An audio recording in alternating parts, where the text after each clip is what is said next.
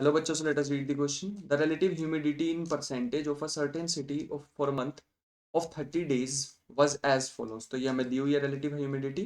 Construct a grouped frequency distribution table with class interval this. तो पहले इस part को कर लेते हैं, फिर नेक्स्ट पार्ट को रीड करेंगे. सबसे पहले हमें क्या करना है, एक टेबल को बनाना है, एक टेबल कंस्ट्रक्ट करना है. तो फर्स्ट पार्ट लिखते हैं. हम यहाँ पे कह सकते हैं it answer. First part, a grouped frequency distribution, a grouped frequency distribution table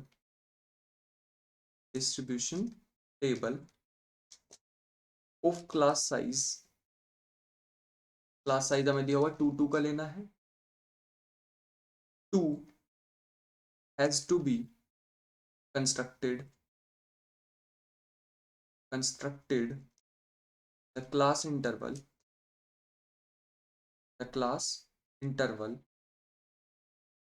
will be 84 to 86, 86 to 88 up to सो. ठीक है, ऐसे ही 88 से फिर 90, 90 से 92 ऐसे चलते रहेंगे. ठीक है.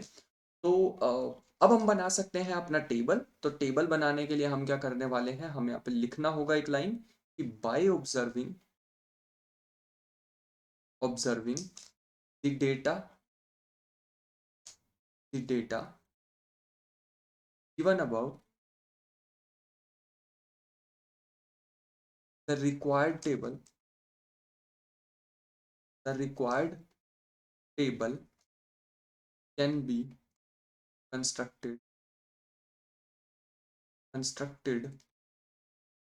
एज. तो इसको हम कंस्ट्रक्ट करने वाले हैं. यहाँ पे हमारे पास एक टेबल है, इसमें बनाएंगे. यहाँ लिखेंगे रिलेटिव ह्यूमिडिटी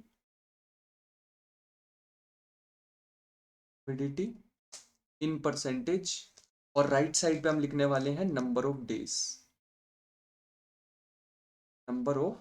ठीक है. तो अब हम इसके इंटरवल बनाएंगे. ये लिखेंगे 84 से 86 और 86 से 8, फिर 90, फिर 2, 94, 6, 8, 100, और लास्ट में तो हमें पता है, हम लिखते हैं टोटल. अब यहाँ पे हम नंबर ऑफ डेज लिखने वाले हैं. तो लेट अस सी 84 और 86 के बीच में कौन सा आता है. 84 एंड 86. तो हम यहाँ देख पा रहे हैं 84 और 86 के बीच में हमें देखना है. तो फर्स्ट रो में हमें नहीं दिख रहा है, सेकंड में चलते हैं. 84 एंड 86.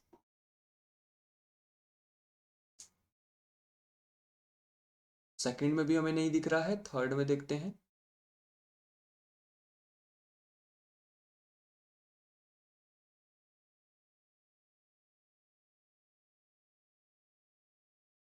सो थर्ड रो में अगर हम देखेंगे तो यहाँ पे हमें एक मिल रहा है.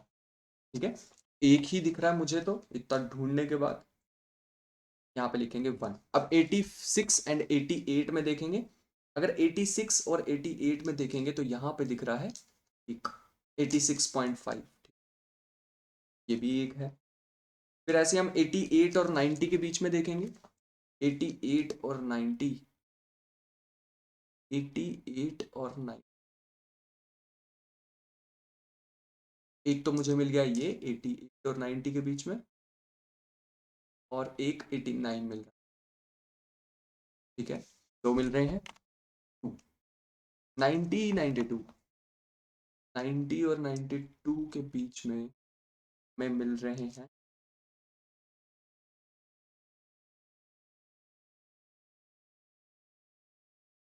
90 एंड 2. 90 तो ये मिल गया, और एक तो हमें ये मिल गया है, दूसरा एक ये ऊपर है. ठीक है, 90.3. तो ये भी दो ही मिल रहे हैं. 92 एंड 94, 92 एंड 94. आंसर देखेंगे 1 2 3 4 5 6 और 7 7 हमें मिल रहे हैं ऐसे 7 आगे हमारे पास कितने हैं 92 और 96 90 सॉरी 94 और 96 में हमें देखने हैं 94 और 96 ये मिल गया है 94 और 96 के बीच में 2 हो गए हैं 3 4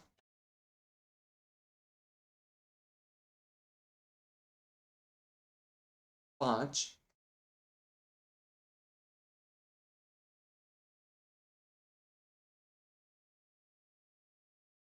एक ये है 6 तो टोटल मुझे मिल रहे हैं 6 तो मैं यहाँ पर 6 को लिखने वाला हूँ ऐसे 96 और 98 में अब देखने वाले हैं 96 और 98 यही है हमारे पास 96 और 98 1 2 3 4 5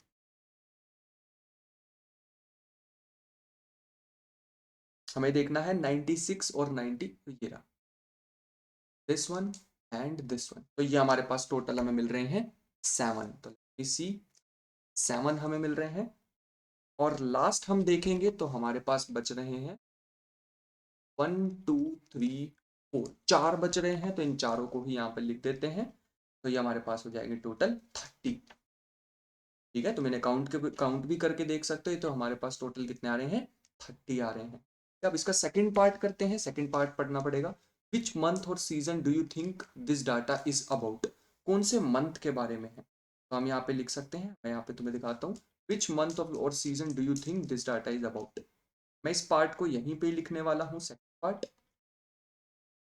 कुछ ऐसे क्योंकि हमें दिख रहा है यहाँ पे परसेंटेज थोड़ी ज़्यादा है तो हम कह सकते हैं it can be observed observed that the relative humidity is high बहुत ज़्यादा है therefore the data is about a month of rainy season